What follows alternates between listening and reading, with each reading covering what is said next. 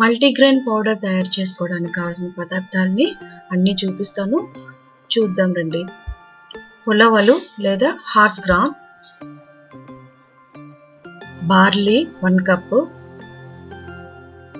అవిసెలు లేదా flax seeds 1/2 cup, jowar or great millet లేదా జొన్నలు 1 కప్, బొబ్బర్లు అలసందలు 1 కప్, వరుగులు లేదా అరికెలు 1 కప్, కొర్రలు లేదా foxtail millet 1 cup, finger millet or ragi 1 cup, సామలు సామాయ్ లిటిల్ మిల్లెట్ 1 కప్, గోధుమలు 1 కప్,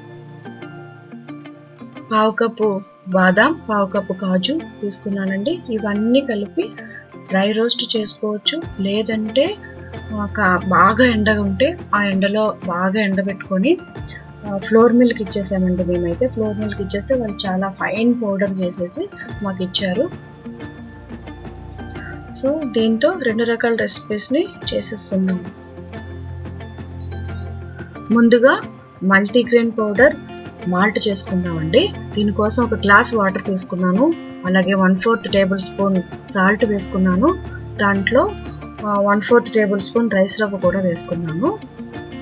సో దీన్ని మరిగించుకుంటున్నాను. ఇప్పుడు ఈలోపు ఒక గ్లాస్ బౌల్ తీసుకుని దాంట్లో 2 టేబుల్ స్పూన్స్ ఈ పౌడర్ తీసుకున్నాను. మల్టీగ్రెయిన్ పౌడర్ని తీసుకొని దాంట్లో కొంచెం వాటర్ వేసుకొని చక్కగా ఉండలు లేకుండా చక్కగా కలిపేసుకొని పక్కన పెట్టుకున్నానండి. ఇప్పుడు వాటర్ మరిగిపోయింది. మరిగిపోయాక మనం కలిపి పెట్టుకున్న ఈ డిజాల్వ్ చేసిన పౌడర్ని డిజాల్వ్ చేసిన వాటర్ని అందులో వేసేసుకొని ఒక 2 మినిట్స్ ఉడికించుకుంటే చాలండి. చక్కగా కొంచెం చిక్కబడగానే ఆపేసుకోవడమే. అంతేనండి, మన మల్టీగ్రెయిన్ మాల్ట్ రెడీ అయిపోయింది. కొంచెం చల్లార్చుకుంటే కొంచెం చిక్కబడుతుంది. దాంట్లో పల్చటి మజ్జిగ కలుపుకొని తాగితే చాలా రుచిగా ఉంటుందండి. అలానే వెరీ వెరీ హెల్దీ. ఇప్పుడు సెకండ్ రెసిపీ చూసేద్దాం. అది మల్టీగ్రెయిన్ చపాతీ.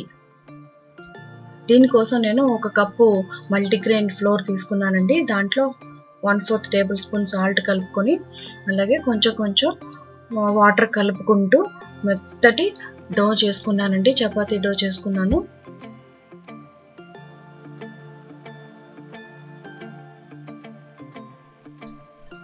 దీన్ని కొంచెం కొంచెం నీళ్ళు కలుపుకుంటూ మెత్తగా చేసుకొని ఒక పక్కన పెట్టుకోవాలి. దాదాపు 10 to 15 మినిట్స్ వరకు పక్కన పెట్టుకుంటే బాగుంటుంది. ఇప్పుడు ఆ కలిపిన ముద్దను తీసుకొని చాలా నిదానంగా నెమ్మదిగా చేసుకోవాలి, ఎందుకంటే బ్రేక్ అయ్యే ఛాన్స్ ఉంటుంది. సో నేను వీట్ ఫ్లోర్ని జల్లుకుంటూ చపాతీలు చేసుకున్నాను. ఇదిగో మల్టీగ్రెయిన్ చపాతీ రెడీ అయిపోయింది. ఇప్పుడు దీన్ని కాల్చేసుకోవడమే. నేనైతే నెయ్యి వేసుకుని 2 వైపులా కాల్చుకున్నానండి. ఇది గోధుమ చపాతీ కన్నా కొంచెం డిఫరెంట్ టేస్ట్ ఉంటుంది, కానీ బట్ బాగుంటుంది. దీని టేస్ట్ కూడా చాలా బాగుంటుంది. పప్పుతో కానీ ఏదైనా కర్రీతో కానీ తింటే చాలా టేస్టీగా ఉంటుందండి.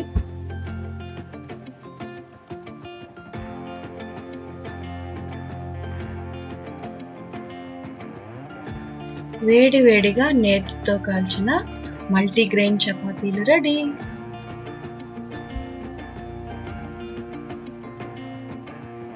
వేడి వేడిగా పప్పుతో తీసుకొని తిన్నానండి. చాలా టేస్టీగా ఉంది. మీరు కూడా ట్రై చేయండి. కదండి, మంచి హెల్దీ రెసిపీస్ 2. సో మీకు ఈ వీడియో నచ్చినట్లయితే ప్లీజ్ సపోర్ట్ మీ, లైక్ చేయండి, షేర్ చేయండి, సబ్స్క్రైబ్ చేయండి. బెల్ ఐకాన్ నొక్కితే మీకు నా వీడియోకి నా ఛానల్ సంబంధించిన నోటిఫికేషన్స్ అన్నీ వస్తాయి. Thank you so much.